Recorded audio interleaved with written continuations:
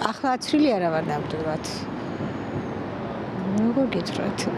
გაციების შემთხვევაში გაჩნია რა ნიშნებს ავლენს ეს გაციება, ხო? თუ ახლა ჯვარი წერია ყველას არის სიცხე, ხველება და რაღაცა, რა თქმა უნდა, ეკიმს უნდა მიმართო, რა თქმა უნდა ხამის. ბევრი ფილოსოფია, მაგრამ თუ ოდნავ გაციება რაღაცა, იქ ცხელი ჩაი, ლიმონით და ასე შემდეგ. ვაქცინით არა ვარ აცრილი, არც ოჯახის წევრები აგვიცრია. პირბადას ვიყენებთ და იზოლაციას ვირუსის შემთხვევაში. არა ვცრილი. პაპური ის იყო, ნიორი და სპირტი. აი ამას ვიკეთებ და გრიპი არა მაქვს. კი ვარ აცრილი.